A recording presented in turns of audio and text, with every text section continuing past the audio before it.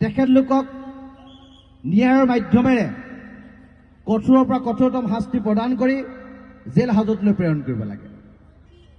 আৰু আমি যদি ভাৰতীয় গণতান্ত্ৰিক বিধি ব্যৱস্থাপনাৰ মাজত থাকি ভাৰতৰ সংবিধানক সন্মান জনাই আমাৰ মৰমৰ শিল্পী, জাতীয় সম্পদ, আমাৰ ভগৱান স্বৰূপ আৰু বিশ্বত অসমীয়াৰ নাম উজ্বলোৱা এইজন মহান শিল্পীক যদি ন্যায় প্ৰদান কৰিব নোৱাৰোঁ, তেতিয়া বিশ্বই আমাকলৈ হাঁহিব, বিশ্বই আমাক চকু কেৰা কৰি চাব আৰু উঠি অহা নৱপ্ৰজন্মৰ প্ৰতিনিধিসকলে আমাক গালি গালাজ পাৰিব, আমাক ক'ব যে জুবিন গাৰ্গৰ লিখীয়া এজন ভগৱানক আপোনালোকে ন্যায় দিব নোৱাৰিলে।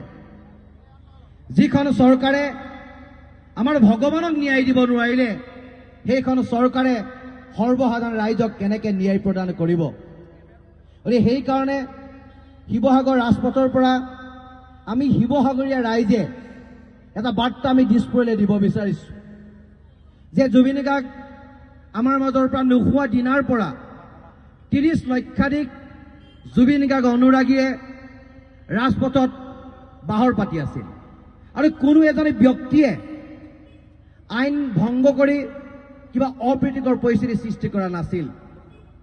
কাৰণ জুবিন গাৰ্গ মৰিলত দুটা ঘটনা ঘটিছিল যে যেতিয়া ভূপেন হাজৰিকা ডাঙৰীয়া আমাৰ মাজৰ পৰা নোহোৱা হৈ গ'ল, তেতিয়া ৰাইজৰ দুখ আছিল, ৰাইজৰ বেদনা আছিল।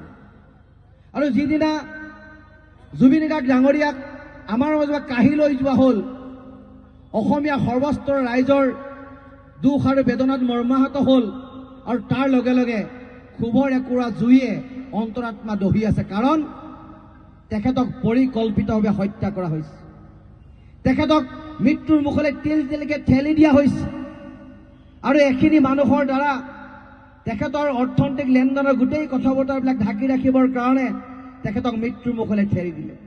আৰু আমাৰ এই এজন স্বাভিমানী অসমীয়াই যি নিজকে কয় যে মই গৰ্বিত অসমীয়া, মই স্বাভিমানী অসমীয়া, সেই গৰ্বিত স্বাভিমানী অসমীয়াজনে আমাৰ সেই ভগৱানজনক নি ছিংগাপুৰৰ সেই সাগৰৰ মাজত এৰি দিলে, মৃত্যুৰ মুখলৈ ঠেলি দিলে।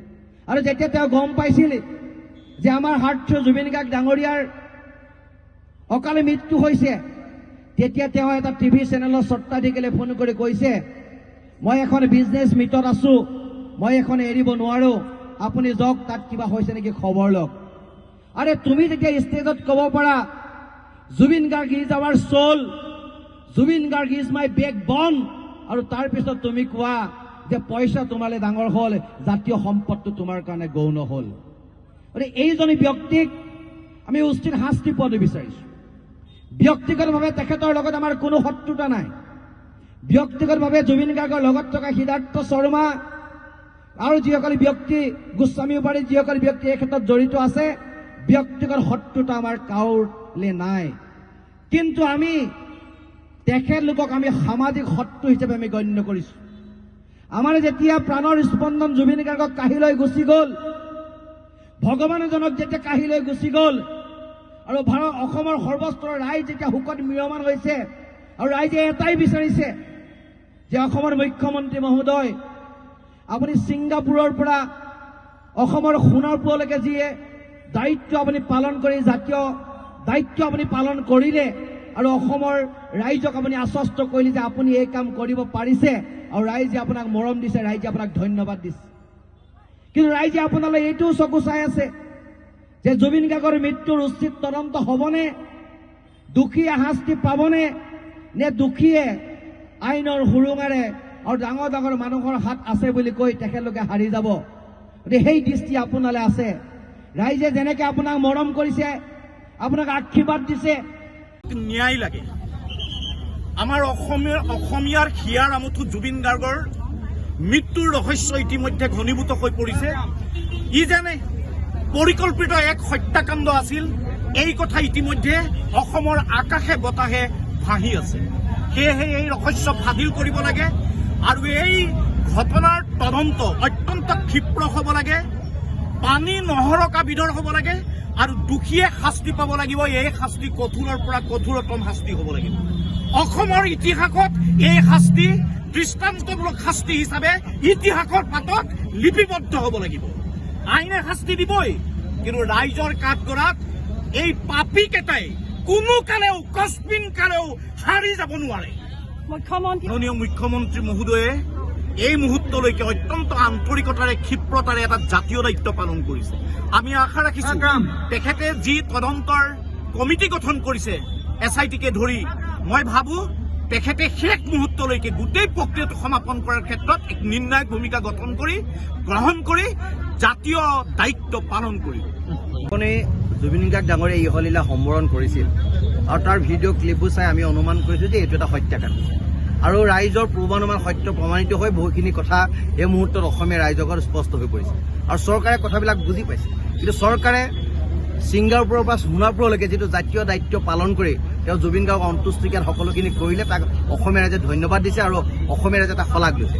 কিন্তু এই মুহূৰ্তত জুবিন গাৰ্গক যদি আমি ন্যায় প্ৰদান কৰিব নোৱাৰোঁ, অসমীয়াৰ ভগৱান স্বৰূপ এই ব্যক্তিজনক যদি আমি ন্যায় দিব নোৱাৰোঁ, তেতিয়াহ'লে এইখন চৰকাৰ ৰাইজৰ সমালোচনাৰ সন্মুখীন হ'ব, চৰকাৰখন ধিক্কাৰৰ সন্মুখীন হ'ব। সেইকাৰণে আমি অসমৰ মুখ্যমন্ত্ৰীয়ে স্পষ্টভাৱে জনাই দিব বিচাৰিছোঁ, যি পৰ্যন্ত জুবিন গাৰ্গে ন্যায় নাপাব সেই পৰ্যন্ত অসমৰ ৰিমুৰ পৰা সিমূৰলৈ এই ধৰণৰ প্ৰতিবাদ চলি থাকিব। কিন্তু 30 লক্ষাধিক যিসকল জুবিন অনুৰাগী আছিলে আজি ঘৰত শুই আছে, তেখেতলোকে মৌনতাৰে এই কথাবিলাক চাই আছে। যদি চৰকাৰে ক্ষিপ্ৰতাৰে নিজৰ জাতীয় দায়িত্ব পালন নকৰে, ৰাজপথ উত্তাল হ'ব আৰু চৰকাৰৰ বিৰুদ্ধে প্ৰবল প্ৰতিবাদ হ'ব, যি প্ৰতিবাদে চৰকাৰে ভাবিবলৈ বাধ্য হ'ব যে আমি ক'ত ভুল কৰিলোঁ, আমাৰ কিয় ভুল হৈ গ'ল। সেইকাৰণে কৈছোঁ যে আপোনালোকে ভুল নকৰিব, জাতীয় দায়িত্ব পালন কৰক আৰু জুবিন গাৰ্গৰ যি হত্যাকাৰী তেখেতলোকক গ্ৰেপ্তাৰ কৰি জেল হাজতলৈ প্ৰেৰণ কৰক। জাতীয় জীৱনৰ সম্পদ জুবিন গাৰ্গ অসমীয়া ৰাইজৰ ভগৱান, গতিকে ভগৱানজনক লৈ কোনো কম্প্ৰমাইজ নহ'ব। সি যিমানেই ডাঙৰ ব্যক্তি নহওক, ভগৱানক লৈ কোনো কম্প্ৰমাইজ নহ'ব, জুবিন গাৰ্গ ডাঙৰীয়াক লৈ কোনো কম্প্ৰমাইজ। যদি কোনোবাই কম্প্ৰমাইজ কৰে, শিৱসাগৰৰ পৰা এটা বাৰ্তা দিছোঁ যে অসম জ্বলিব, অনীতি বিলম্বে তেনেকুৱা স্ফুলিংগত যা নাযাবৰ কাৰণে অসম চৰকাৰ আমি সকীয়াই দিছোঁ। আমি সমগ্ৰ স্বাভিমানী শিৱসাগৰীয়া আমাৰ এই প্ৰতিবাদী মিছিলত সহযোগ কৰিব আপোনালোকৰ ব্যস্ততাপূৰ্ণ জীৱনৰ পৰা খন্তেক পল আমাক দিয়ক আৰু এই মহান শিল্পীজনৰ যি অকাল মৃত্যু, ইয়াৰ উচিত আমি তদন্তৰ জৰিয়তে ন্যায় যাতে লাভ কৰিব পাৰোঁ তাৰ